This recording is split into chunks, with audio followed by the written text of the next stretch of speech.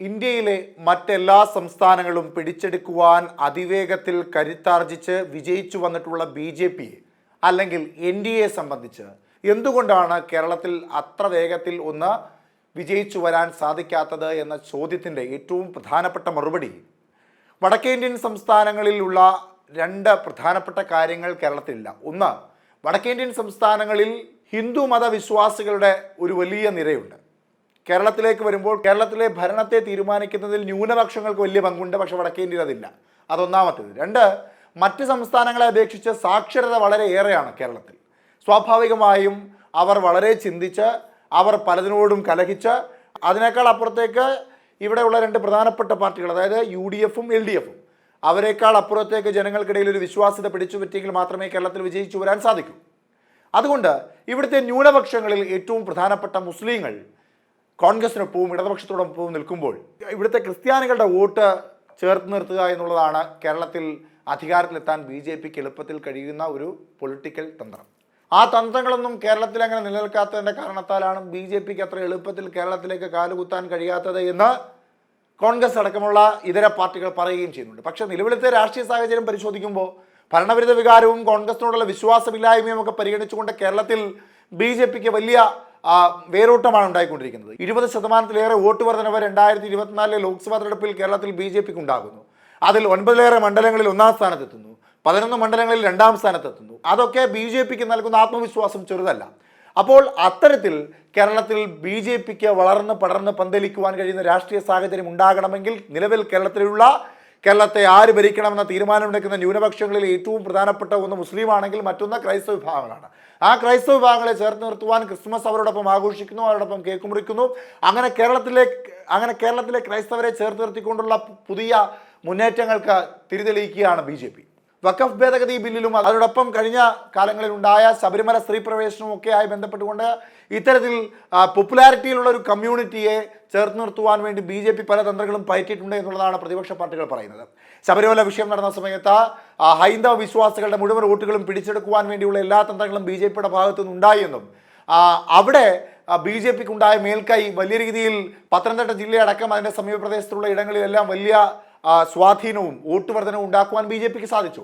അത്തരത്തിലുള്ള ഒരു political strategy തന്നെയാണ് വഖഫ് ഭേദഗതി ബില്ലിലും BJP നടത്തിക്കൊണ്ടിരിക്കുന്നത് എന്ന വാദമാണ് കോൺഗ്രസും ഇതര പാർട്ടികളും ഒക്കെ ഉന്നയിക്കുന്നത്. ക്രൈസ്തവ വിഭാഗത്തെയും ആ ക്രൈസ്തവ വിഭാഗം ഏറ്റവും കൂടുതൽ ചേർന്ന് നിൽക്കുന്ന മത്സ്യബന്ധനവുമായി ബന്ധപ്പെട്ട തൊഴിലിലുമൊക്കെ കേന്ദ്രീകരിച്ചുകൊണ്ടുള്ള ചില നീക്കങ്ങൾ NDAയുടെ ഭാഗത്തു നിന്നുണ്ടാകുന്നു. BJP എന്ന തരത്തിൽ മാത്രമല്ല വഖഫ് ഭേദഗതി ബില്ലിന് വേണ്ടിയുള്ള വലതുപക്ഷ രാഷ്ട്രീയ പ്രസ്ഥാനത്തിൻ്റെ നീക്കങ്ങൾ നടക്കുന്നത്. അവർ NDA എന്ന രീതിയിൽ ആണ് മുൻപോട്ട് പോകുന്നത്. അതായത് എല്ലാവരെയും ചേർത്ത് നിർത്തിക്കൊണ്ട് ഒരു തെരഞ്ഞെടുപ്പിന് മുന്നോടിയായി നടത്തുവാൻ കഴിയുന്ന എല്ലാ പൊളിറ്റിക്കൽ മൈലേജും വർദ്ധിപ്പിക്കുവാൻ വേണ്ടിയുള്ള മുന്നേറ്റം തന്നെയാണ് BJP നടത്തിക്കൊണ്ടിരിക്കുന്നത്.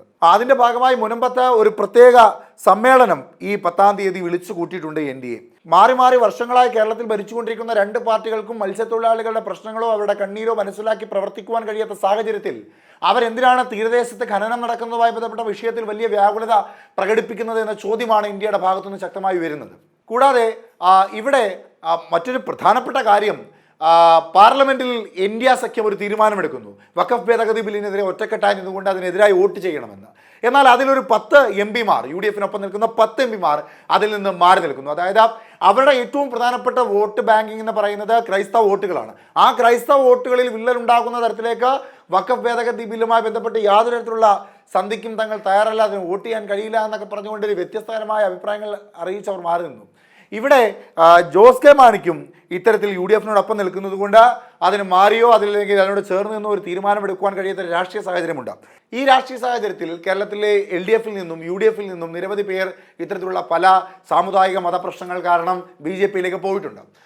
അതുകൊണ്ട് ഇപ്പോൾ ഈ വഖഫ് ഭേദഗതി ബില്ലുമായി ബന്ധപ്പെട്ട് ഒരു കൃത്യമായ മറുപടി പറയാൻ കഴിയാതെ നിന്ന് പോകുന്ന ഒരു നേതാവ് കേരള കോൺഗ്രസ് മാണി വിഭാഗം വിഘടിച്ചുണ്ടായ കേരള കോൺഗ്രസ് എമ്മിൻ്റെ പ്രധാനപ്പെട്ട നേതാവായ ജോസ് കെ മാണിയാണ്. അദ്ദേഹം വഖഫ് ഭേദഗതി ബില്ലിനെ അനുകൂലിച്ചും അല്ലാതെയും പറയാൻ കഴിയാത്ത ഒരു രാഷ്ട്രീയ സാഹചര്യത്തിൽ നിൽക്കുകയാണ്. അതുപോലെ തന്നെ ഇടതുപക്ഷത്തോടൊപ്പം നിൽക്കുകയാണ് ജോസ് കെ മാണി എങ്കിൽ പോലും കൃത്യമായ രീതിയിലുള്ള പരിഗണന അദ്ദേഹത്തിന് ലഭിക്കുന്നില്ല എന്നൊരു വലിയ ആത്മസങ്കടവും ആത്മരൂക്ഷവും ഒക്കെ അദ്ദേഹം പലയിടങ്ങളിൽ പ്രകടിപ്പിച്ചിട്ടുണ്ട്. എന്നാൽ UDF-ലേക്ക് പോകാൻ കഴിയാത്തൊരു സാഹചര്യവും അദ്ദേഹത്തിനുണ്ട്. ഇടതുപക്ഷത്തോടൊപ്പം കഴിയുന്ന കാലങ്ങൾ അത്രയും മുൻപോട്ട് പോവുക എന്ന തീരുമാനമാണ് അദ്ദേഹം പലകുറി അറിയിച്ചെങ്കിൽ പോലും BJP-യിലേക്ക് പോകാനുള്ളൊരു ആഗ്രഹം അദ്ദേഹം പ്രകടിപ്പിക്കുന്നുണ്ട്. കാരണം കേരളത്തിൽ BJP വളർന്നു വരുന്നു, മറ്റ് സംസ്ഥാനങ്ങളിലെല്ലാം BJP ശക്തി പ്രാപിച്ചു നിൽക്കുന്നു.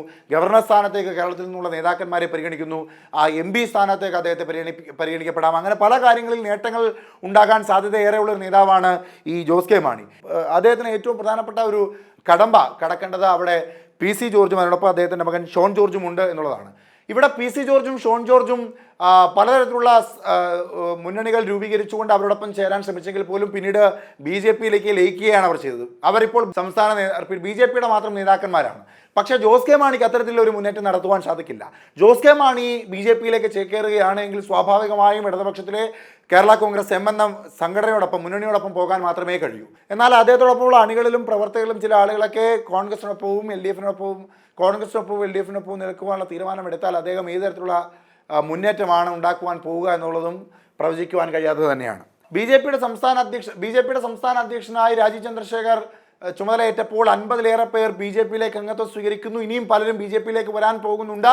പല സാമുദായിക മത രാഷ്ട്രീയ രംഗത്തുള്ളവരും BJP-യിലേക്ക് ചേക്കേറുവാൻ പോകുന്നു എന്ന് രാജീവ് ചന്ദ്രശേഖർ പറഞ്ഞതാണ്. അതിലിനി ഈ പറയുന്നത് പോലെ രാഷ്ട്രീയ തൃശങ്കുവിൽ നിൽക്കുന്ന ജോസ് കെ മാണി പ്രവേശിക്കുമോ എന്ന് മാത്രമാണ് അറിയേണ്ടത്.